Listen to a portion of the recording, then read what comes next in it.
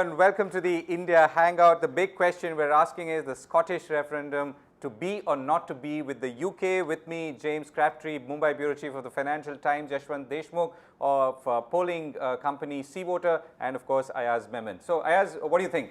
And what's your first question? What's going to happen to the Scotch? What's going to happen to the Scotch? Yes, so we're going to address that important question in a moment. But before that, let's understand what this is all about as quickly as possible. And who better there, for that than James Crabtee? James, go ahead. During today, some 6 million Scots have headed to the voting booths. The question is, should Scotland be an independent nation? There have been rumblings of discontent from Scotland for years. The last Labour government in Britain attempted to head these off at the pass by creating a Scottish, effectively a devolved assembly, but that never quite managed to sort of quash the demand for full independence. And so in an attempt to head that off, Britain's Prime Minister David Cameron offered a referendum a couple of years ago and has come perilously to losing it. Although most of the polls now suggest that the no campaign, that is, those who are against independence will narrowly win when the results are revealed at about 5 o'clock tomorrow morning. Right. And James, very quickly now, this has been around for maybe 3 centuries. So how did it all suddenly and become an issue where a country is going to actually in some manner secede? I mean, that's a complicated question. There has been a long-running demand for independence in Scotland that maybe a third of the population has agreed with. I think it's bound up in the events of the last couple of years, the aftermath of the financial crisis, the sort of changing nature of Britain, in particular in the global era, where many of the things that held Britain together, its empire, its belief, its sort of Protestant identity, wars against the French, all sorts of the things that were part of Britain as a nation have gradually weakened. And there hasn't been a sort of countervailing force to create new bonds of national identity between the different nations of Britain and the United Kingdom. And into that space, Scottish nationalism has pushed up. Right, and that's very interesting. And you know, one has been reading that, for instance, the current political leadership of Britain seems to represent the nadir of this whole relationship, particularly as viewed from Scotland. Yashwant, let me come to you. This is also a fascinating exercise as a pure polling, as a student of polls and the polling, the world of polling. You must be amazed that this is just asked one question: should Scotland be an independent country? Yes or no? What do you think? That's right. It's actually very fascinating, and it's not. And let me remind you, this is not the only one referendum which has been seen in the recent past, in the recent history. In Canada, we have seen such referendum for the Quebec, which the last one was obviously voted a no. But then again, it is very closely contested for many, as far as the Quebec identity is concerned. And we know for sure that the question of identity, separate nationalist identity, it's very important in many other regions of the world, including even in India. The problem that we are facing in Kashmir is actually a question of Kashmiri identity and being different from India. So I'm watching it very keenly, and all the polls that are happening, and actually for last 1 year, since the tracking poll started, the no campaign was almost maintaining a lead of almost about 10%, but it just started shrinking down in the last 3 months or so, and especially when the YouGov poll for the first time reported that it probably has a 1% lead about 2 weeks back. That is where I think the world started taking notice. Till that point of time, everybody was keen on observing a Scottish referendum with an idea that, okay, the no vote is going to win some or whatever. But all of a sudden, after that poll coming in, the world started paying attention that no, this is something unique, something else can also happen. And it is possible. It's a very, very close race. The last came out yesterday. the ICM poll and one more poll actually gave a lead of only 2%, which is very much within the statistical margin of error of 3% for the polling. And the two things which are very important while today, I mean, during the poll. One is the highest ever application for the postal ballots in Scotland. It has never happened before. With almost every fifth voter has asked for a postal ballot. Just make sure that they vote. So that is very curious and very important to see how if that has any impact. And second is the young voting population, which is different from the other voting. In fact, James can correct me if I'm wrong, but probably the 16 and 17-year-old voters of Scotland are allowed to vote in this referendum, which generally was not taken earlier into the polling numbers, picking up only 18 plus. So there are some final adjustment and redesigning in the poll that was happening among many pollsters. So these factors are actually, I would say, are very, very, very interesting. And even though most of analysts are saying that the no vote might win eventually, but I'm looking for a very keen contest. Probably around 3 in the morning, we would start getting the trends, which would let us know if it is going to be a really photo finish or it's going to be a kind of easy no. Right. Okay, Yashwant, yes. So I have a question for James. I mean, you know, Scotland is going to vote yes or no. Yeah. What is the mood? What is the feeling in Britain? Are they worried that Great Britain might become not so great, or Little Britain, in case the Scottish people decide to say no? James? Okay, James, I think we lost the connection, but we'll come back in a moment. Yashwant, you noticed this other big sort of referendum vote in Canada, and this was about Quebec and so on. Is this, you know, the interesting thing here is that there are constitutional provisions I mean, there is an allowance for such referendum votes to take place. I mean, for instance, in India, it cannot take place. Am I right? Are you asking to me? Yeah, yes, Yashwant. Okay, yeah. I mean, yes, constitutionally speaking, it's a very delicate matter. We don't have any constitutional specification for referendum. We do have the referendums which took place officially or unofficially, as you may call, in 1947 after we got freedom. One was officially in Junagadh, and another which is termed as unofficial referendum that was held in Nagaland. So one went in favor of India, and another actually went against India. But even then, Pandit Nehru actually disapproved of that Nagaland.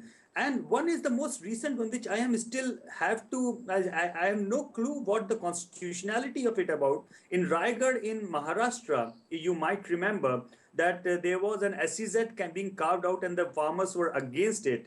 And the district magistrate over there actually went for a referendum, which was almost 96% saying no for the SEZ, which was sent to the Maharashtra Assembly, and based on that referendum, the decision was called off. So I don't know what was the constitution provision under which that district magistrate took the decision of holding the referendum. But yes, as far as the Indian Constitution is concerned, I'm no constitution expert, but whatever little I know, or I have talked to other experts, the term referendum is not really applicable, or not really is available within the gambit of within the ambit of Indian Constitution. Right. So James, I think Ayaz had a question. Yes, he wanted James. to, yeah.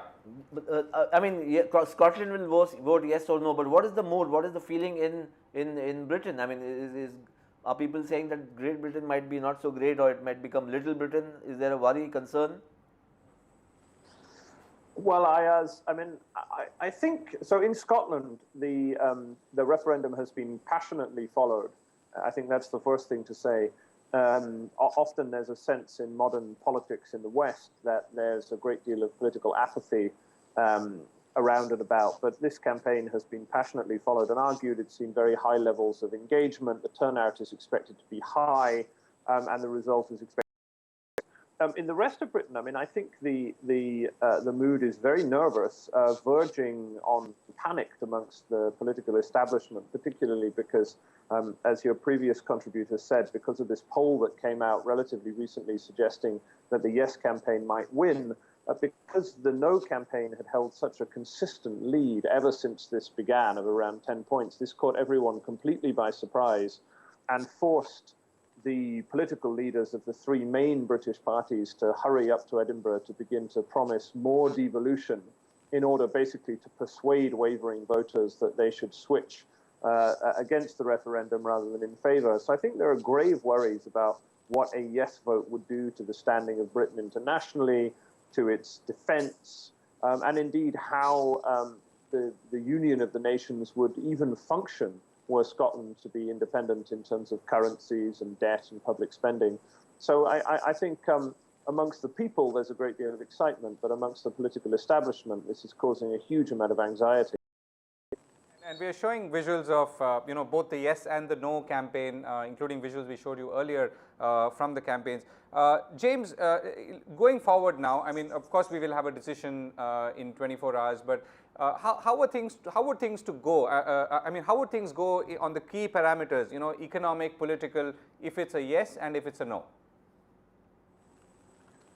Well, if it's a no, what will happen is that some unspecified process of providing greater devolution to Scotland will begin.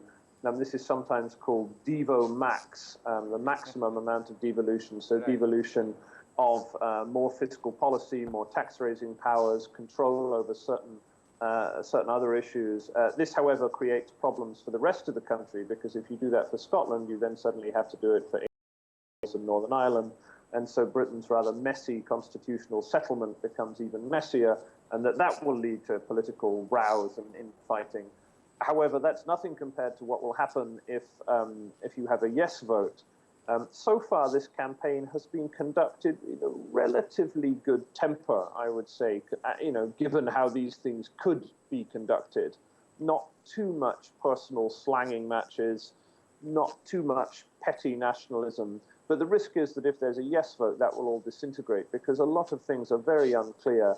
It's not at all clear which currency Scotland would use, for instance. Scotland says that it would like to keep the pound. Politicians in England or the rest of the United Kingdom say they're not going to be allowed to keep the pound, or at least under very strict conditions. So, you know, on some very basic levels, if Scotland votes yes, there are going to be some extremely panicked negotiations starting on Friday, and I think you could expect to see a very sharp reaction in financial markets if there is a yes vote, with the pound and British 10-year bonds falling quite substantially, and equities as well. So I think that this would have a pretty immediate effect. Now, that isn't to say that Scotland couldn't function as an independent nation. I mean, I think there has been a bit of scaremongering during the campaign. I mean, it's unclear whether Scotland would benefit from being an independent nation. Most economists, I think, probably suggest that it wouldn't. Either it would be neutral or it would be slightly worse off. But I think the idea that suddenly Scotland is going to collapse if it becomes independent is pretty sure they'll do fine. Nonetheless, the process could be rather awkward. So, Yashwant, do you have any idea what the kind of skew is? Is it that the youngsters want to kind of be independent, or is it the old guard which says no, they might have memories of or longings of becoming independent? I know the original James Bond, Sean, was a strong votary of you know, not being part of the United Kingdom. Right. Do you have any numbers, something available in terms of data? Numbers which I was studying with all the polls that came in. In fact, the youth vote trend is following pretty much the rest of the Scottish vote trend. So there is not much of higher yes among the Scottish youth or higher no among the Scottish youth kind of trend, not really visible. It has gone up towards the towards the yes side with the rest of the population, and it came down with the rest of the population on the no side as well. So it's pretty much the same, but it's gonna be the relative turnout factor. With what James has said, that it's both the camps are going to basically now depend on the turnout factor, which, and it is a bigger turnout, is going to have a couple of points compensated Right. on that account. So that is going to be very important. But there is one more factor, that apart from the national identity, it's also a question of about economy. It has a lot to do about the oil in the northern seas up there, which the Scottish claim that they own the oil, and they don't really get back in economy whatever the kind of the amount that they actually give to British economy. They don't really get back that in proportion. That's the big claim that many of the Scottish politicians make. And it's not something which is Teflon to the rest of the world. When I was watching the first the referendum and the first election in Aceh in Indonesia, it was almost similar to that sentiment, that the entire oil and natural gas in Indonesia was actually in Aceh, and the Acehnese felt that Jakarta is not giving back anything to them. So that's where the idea of independence had started over there. So is a big issue. But at the same time, the youth is not all one-sided for the yes vote, for a simple reason that it certainly sees the opportunity being part of the Great Britain and being part of the or being accessible to the European Union. Right, that's very interesting points. And let me read out a few yeses and nos, from well-known people. Andy Murray says yes to Scottish independence. Deutsche Bank says Scotland leaving UK will bring severe austerity. David Beckham has joined the no team. David Cameron, of course, says that Scotland will face a painful divorce. Alex Salmon, the man behind this whole effort from the Scottish point of view, says it's a once-in-a-lifetime opportunity for the Scots. Alistair Darling on the other side says independent Scotland will face budget cuts. So there's an element of threat hanging over it, James. So if, let's say, this were to, the split were to happen, is it likely to be, not so amicable, and could things get a little frosty or even beyond that?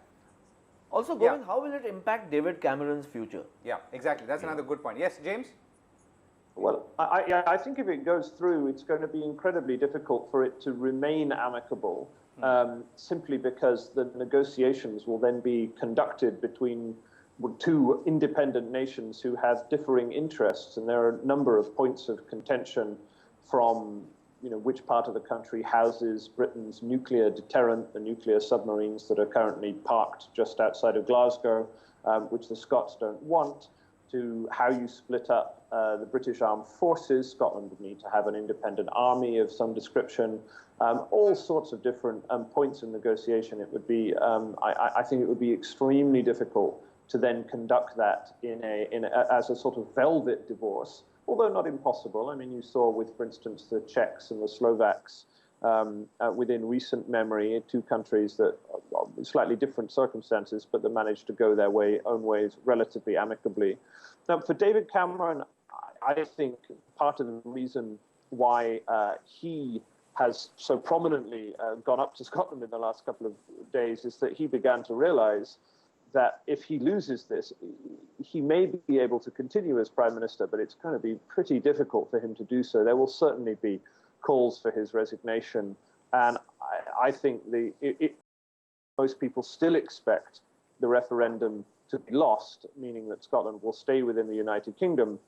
If on Friday morning we wake up and discover that it's won, David Cameron has said that he won't resign, but he will come under enormous pressure to do so, not simply from but from within his own party. The Conservative Party is self-described as the Conservative and Unionist Party, meaning that belief in the Union is absolutely central to what they believe in. So to be the Prime Minister, and he's not terribly popular at the best of times, to be the Prime Minister who presided over the destruction of the United Kingdom, I think it would be very difficult for him to carry on. Now, he might just about manage to do so, but it would be, it would be very, very awkward. So.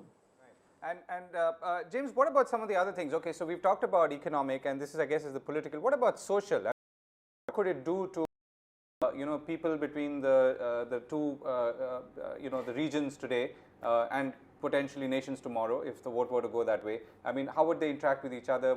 Could that change at all, or would things be as they were always? I don't think it would change a huge amount. I mean, the two countries are relatively well integrated. I mean, I didn't mention this. I was born in Scotland. My sister and her family live in Glasgow. And there are many families who would be, in a sense, divided by this. But one presumes that in the end, you're not going to have to show a passport to go north or south of the border, and that sort of trade and travel between the two countries will go on pretty much as it was before. I think more interesting is the fact that two countries could develop quite different social models. Now, I mean, part of this campaign has always been about the fact that Scotland, broadly speaking, is a more left-wing country than England. It has different traditions which tend to be more egalitarian, to have a belief in a stronger state. For instance, if you live in Scotland, you don't have to pay to go to university, and in theory, you get free care when you grow old. In England, you do have to pay a great deal to go to university, and you don't get free care, because the English political parties tend to be more right-wing and tend to prefer lower taxes, whereas the Scots, where the Conservative Party, Mr. Cameron's party, have been reduced to almost nothing, tend to be more left of centre. So I think there certainly would be a long-term change in the structure of the two countries, and that would have profound political implications, particularly for the Labour Party, the Britain's second party, the centre-left party, which effectively relies on Scottish votes whenever it forms a government. And without the 50 or 60 odd Scottish MPs, that many of which are Labour MPs, it would be extremely difficult for the Labour leader, Ed Miliband, to form a majority in England, except, of course, if the Labour Party then itself in England moved to the right. So I think, were there to be independence, it has seismic implications for both countries and their future political makeups. James, one quick question, and then I'm going to come to Yashwant. There's a question that we've got here, which says, will Scotland's independence, if so, benefit the working class of Scotland? What's your understanding? Well, Alex Salmond, the leader of the Scottish National Party, would, I think, say that it would, because under Scotland, you would have a securer national health service, you would have more generous welfare, and you would not have policies, for instance, the current policies of austerity that have been, they would say, foisted upon Scotland by a government in London, in Westminster. The No campaign would say the opposite. They would say that an independent Scotland would live a more economically precarious existence, that the nationalists make unrealistic assumptions about how much money you get from oil revenues, and that independence itself would be quite costly in terms of Scottish businesses, banks, insurance companies, some big industrial groups deciding that basically they needed to move to London because it was too insecure living in Scotland, and that will have an effect on ordinary people's incomes, whether they be middle class or not. Actually, slightly in contrast to what was said before, my understanding is that there's quite a big difference also between young and old, where it tends to be the young are quite, from the data that I've seen, overwhelmingly in favor of independence.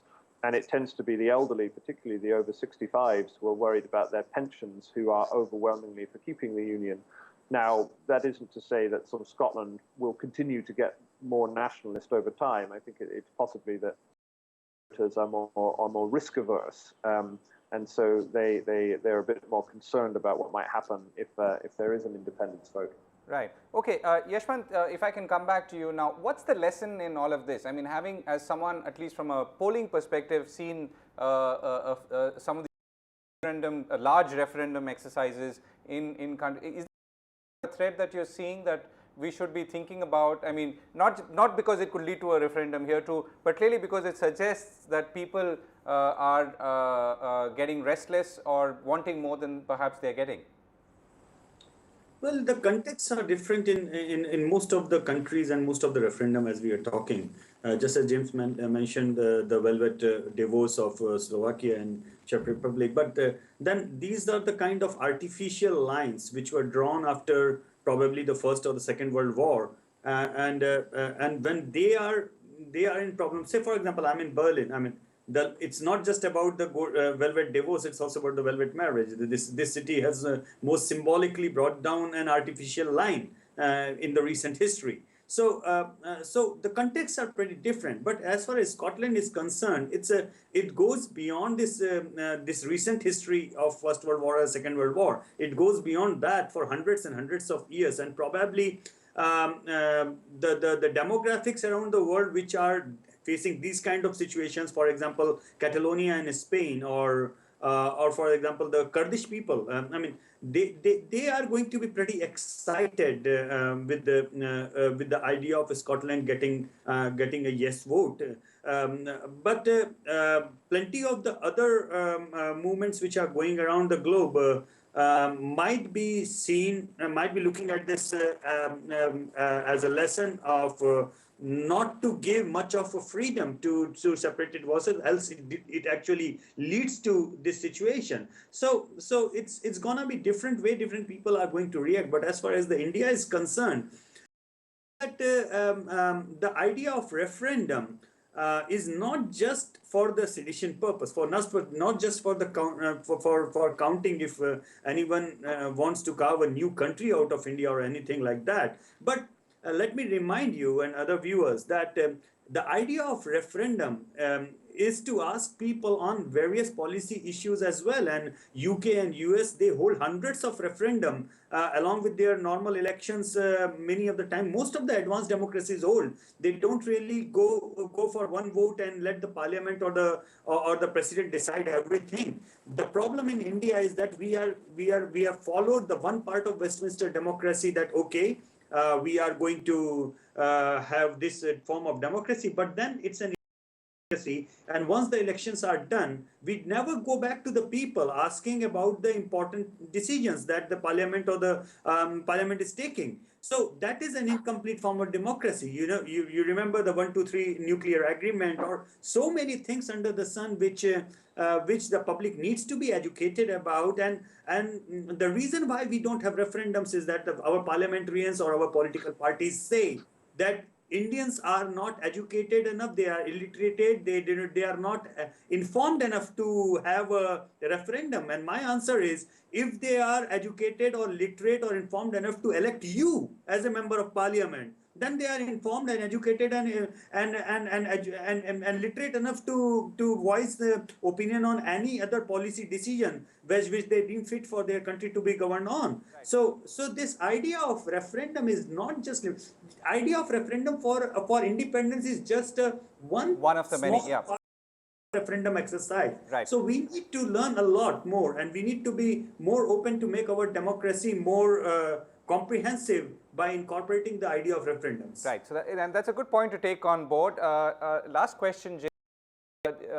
You're of course in India now as Mumbai bureau chief of the Financial Times. How should India view this? I mean, not that you're the best person to answer this, but how do you see this? I mean, will it make any difference if the split happens, and or even if it happens, does life continue as normal from an India point of view?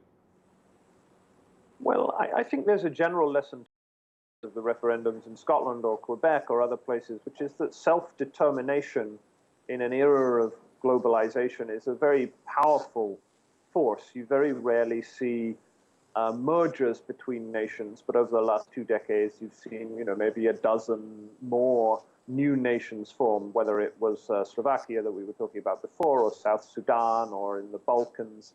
And I suppose the lesson for India is that if you want to keep a nation together, you have to be always alert to these threats of secession. And in the British case, it is clear that the bonds that used to keep our nation together had atrophied, and they have not been recreated in a modern setting. The bonds of empire and Protestantism and European war were not replaced by something new, whether that's around common institutions like the NHS, or, I don't know, the good feeling around the Olympics, whatever it might be, whatever you think would be the source of a new form of 21st century nationalism. And particularly in India, a country that has so many people, so many movements, and already has, a number within it, whether it's in the Northeast or Kashmir or where have you, this is an urgent political priority to listen and to try and create new bonds between your people. Because if not, then the call for self-determination is a legitimate and very powerful one. Right. Okay, James, we've run almost to the end of the show. Ayaz had a couple of unanswered questions. No, I think the common question which both of us are asking is that the supply of the most famous product of Scotland will continue irrespective. James, last word, a quick one on that. Well, I don't know. My prediction is it's going to be a narrow vote for no. I'll be rather sad, I must say, as someone who grew up in Scotland, if I'm proved wrong. But I think the polls of the last few days have been pretty consistent. Right. So I think I think Ayaz they're just about safe. Right. And Ayaz's concern about the supply of Scotland's most famous product, Scotch. I think India's love of whiskey is going to be safe, whatever happens. Imported Scotch will continue to flow over your borders, so I wouldn't worry too much. Okay, that's a good note to end on. We wish it all goes well and the people get what they want. I think. Absolutely, it's up to the people now. The referendum means the will of the people or the choice of the people will prevail, and that's what you want. Right, that's all we have time for in the India Hangout. Thank you, James. Thank you, Yashwant. And of course, Ayaz, my co-anchor. We'll be back with India Hangout tomorrow, same time. Thanks for watching.